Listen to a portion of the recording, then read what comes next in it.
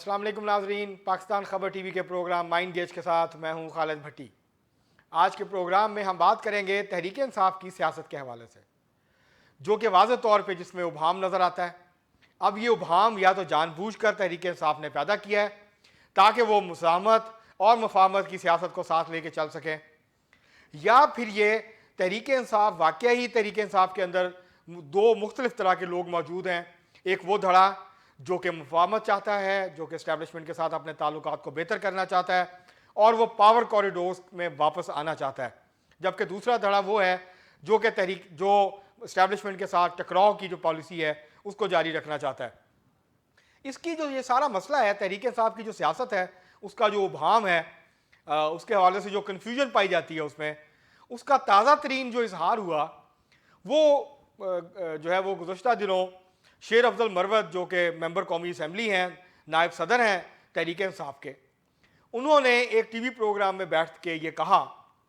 और रिदा फारूकी का गालिबन प्रोग्राम था वो, उसमें उन्होंने ये कहा कि जो साजिश हुई थी इमरान खान साहब के ख़िलाफ़ जब उनको इक़्तिदार से निकाला गया, आदम एतमाद की तहरीक पेश हुई, उसके अंदर अमरीका के साथ सऊदी अरेबिया भी शामिल था। और जो सऊदी हुकूमत है उसने अमेरिका के साथ मिलकर ये साजिश जो है उसको पाया तकमील तक पहुंचाया। उन्होंने जब जो मेज़बान थी प्रोग्राम की, उन्होंने 2 से 3 दफ़ा शेर अफजल मरवत से ये पूछा कि आप ये बहुत बड़ी बात कर रहे हैं, उससे पहले ये बात कभी किसी ने नहीं की है। तो उन्होंने कहा कि मैं बड़ी सोच समझ के ये बात कर रहा हूँ, और हम समझते हैं कि अमेरिका की मदद की सऊदी अरेबिया ने, उस रजीम चेंज और वो जो साइफर का सारा मामला था, और फिर हम कोई ग़ुलाम हैं थोड़ी हैं, हम आज़ाद हैं और हम किसी के ग़ुलाम थोड़ी हैं, वो जो नारे थे और वो हकीकी आज़ादी का जो मार्च हुआ और फिर वो सारा जो एक नारा है तहरीक इंसाफ का, तो शेर अफजल मरवत साहब ने 3 दफ़ा उस प्रोग्राम में अपनी इस बात को दोहराया कि सऊदी अरेबिया की हुकूमत इस मामले के अंदर शामिल थी। ये बहुत बड़ा इल्ज़ाम है। उसके बाद क्या हुआ कि तहरीक इंसाफ के मुख्तलिफ रहनुमाओं की तरफ से, जिसमें बैरिस्टर गौहर अली ख़ान भी शामिल थे, जिसमें दीगर और रहनुमा उनके तर्जुमान भी शामिल थे, उन्होंने ये कहना शुरू कर दिया कि ये जो बयान दिया है तहरीक इंसाफ के रहनुमा शेर अफजल मरवत ने, ये पार्टी पॉलिसी को रिफ्लेक्ट नहीं करता,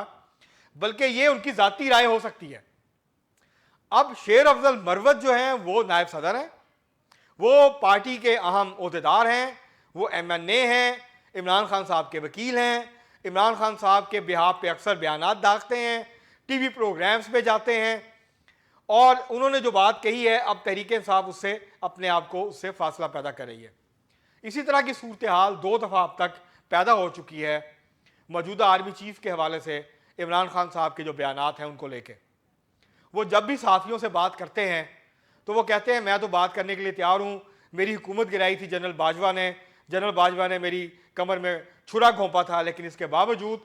मैं जनरल कमर जावेद बाजवा के साथ बातचीत करता रहा, मैं उनके साथ राब्ते में रहा, मेरी 2 दफ़ा उनसे मुलाकात हुई, मैं अब भी तैयार हूँ।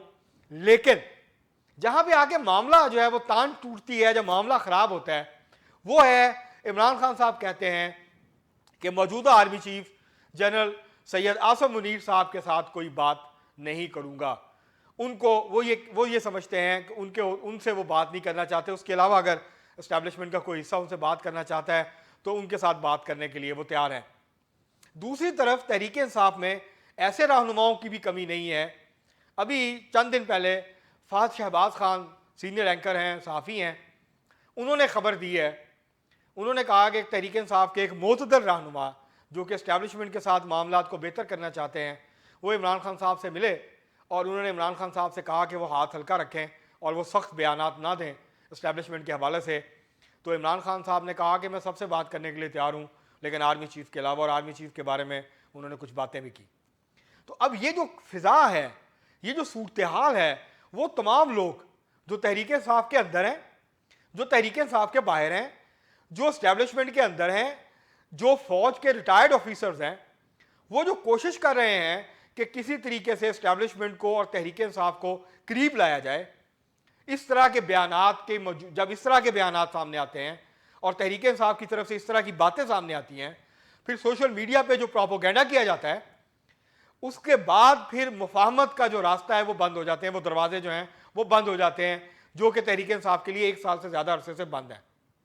अब जो लोग पूरी खलूस नीयत के साथ, और कुछ लोग ये मैं खुद भी ज़ाती तौर पर समझता हूँ कि तहरीक इंसाफ इसी मुल्क की पार्टी है, वो एक मकबूल पार्टी है, इमरान खान साहब एक मकबूल लीडर हैं, पंजाब और केपी में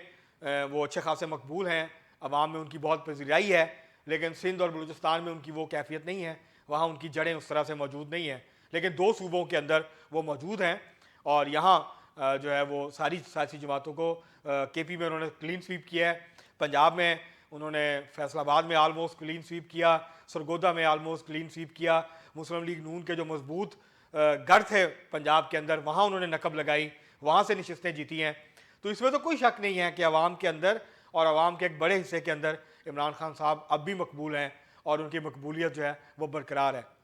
लेकिन ये मकबूलियत जो है उस वक्त तक इसका फ़ायदा नहीं होता जब तक इस्टेब्लिशमेंट के साथ मामला तय ना हो और कबूलियत जो है वो हासिल ना हो।